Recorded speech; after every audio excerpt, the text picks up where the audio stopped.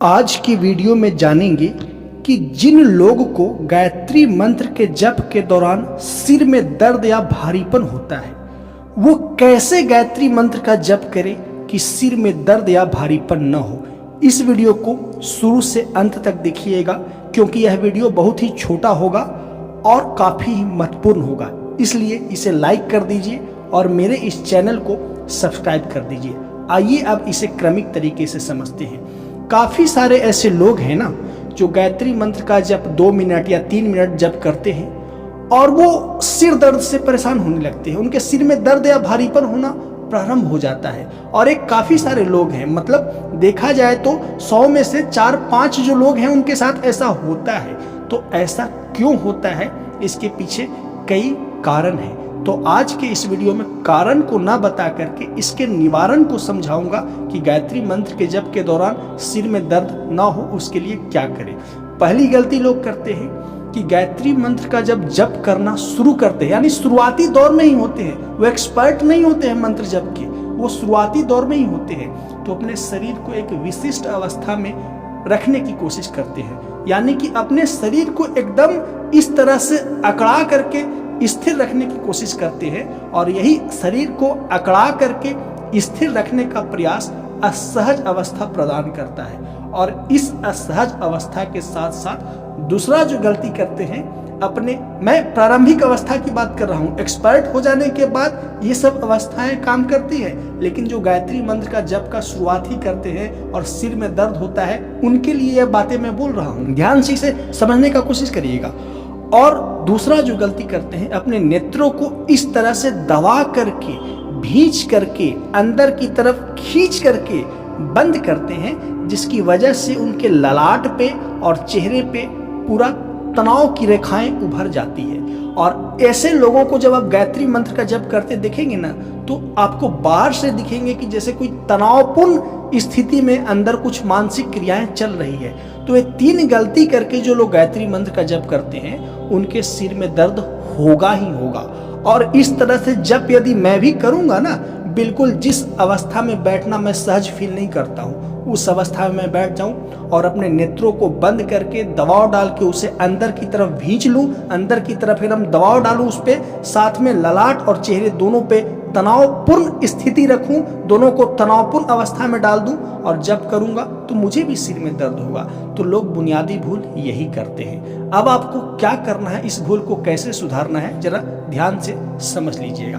देखिए, सबसे पहले तो आप जिस अवस्था में बैठना सहज फील करते हैं, जिस अवस्था में भी आप बैठना सहज फील करते हैं, जैसे कुर्सी पे, सोफे पे, बिस्तर पे, जैसे भी आप टहलते हुए भी कर सकते हैं, आप लेटना भी सहज महसूस करते हैं तो प्रारंभिक अवस्था में आप लेट के भी कर सकते हैं। याद रहे, मैं प्रारंभिक अवस्था बोल रहा हूं, जब आपको गायत्री मंत्र के जप में सिर दर्द होता है तो आप जैसे बैठना शारीरिक अवस्था को बिल्कुल सहज रखें, क्योंकि गायत्री मंत्र का जप अपने आप में विशिष्ट है। इसके लिए किसी विशिष्ट अवस्था को आपको प्रारंभिक रूप से धारण करने की आवश्यकता नहीं है। गायत्री मंत्र आप जप रहे हैं ना, वही विशिष्ट है। और मेरे द्वारा बताई गई विधियों से यदि आप जप रहे हैं, जो कि मैंने अपने पीछे के काफी सारे वीडियोज में बता रखा हूं, आप जाके देख सकते हैं, उसे समझ सकते हैं, तो उस हिसाब से, उस विधि से आप जप करेंगे ना, तो आप स्वयं गायत्री मंत्र के जप से विशिष्ट काम कर रहे हैं। गायत्री मंत्र जप अपने आप में, एक शब्द में, एक सेंटेंस में कहे तो अपने आप में विशिष्ट है।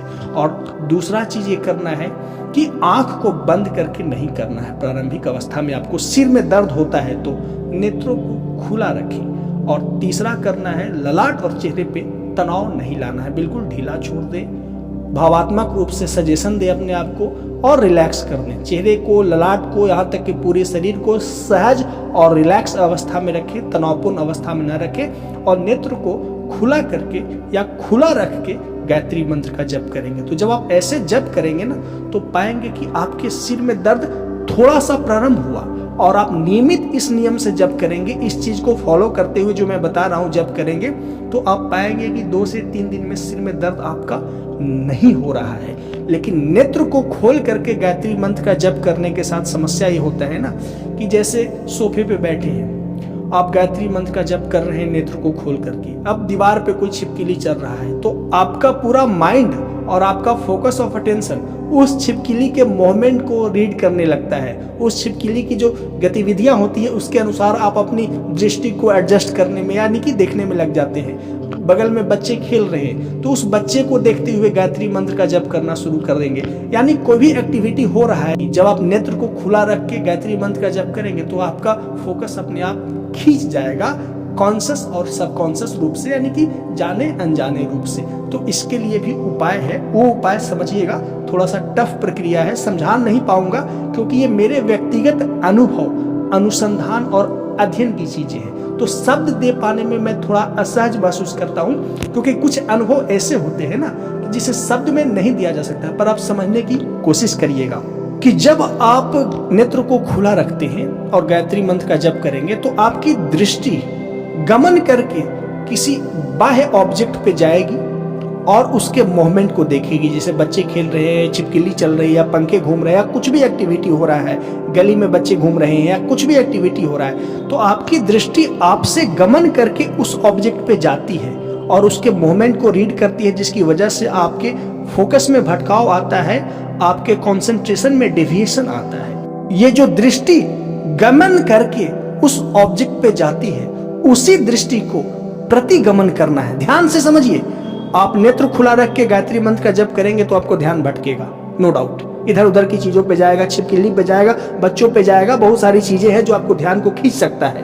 तो इस ध्यान को खींचने में एक साइकोलॉजिकल फिनोमेनन होता है आपके अंदर। उस फिनोमेनन के अंतर्गत आपकी दृष्टि गमन करके उस ऑब्जेक्ट पे जाता है और इसी गमन करके उस ऑब्जेक्ट पे जा रही दृष्टि को प्रतिगमित करना है, यानी प्रतिगमन करना है। प्रतिगमन टर्म को समझिएगा, अर्थात वापस उसे उस केंद्र पे खींच लेना है जिस केंद्र से गमन करके वो ऑब्जेक्ट पे जा रही है, जिसकी वजह से ध्यान में भटकाव हो रहा है, आपका फोकस ऑफ अटेंशन भटक रहा है। तो उस दृष्टि को प्रतिगमित कर लेना है, अर्थात वापस अपने स्रोत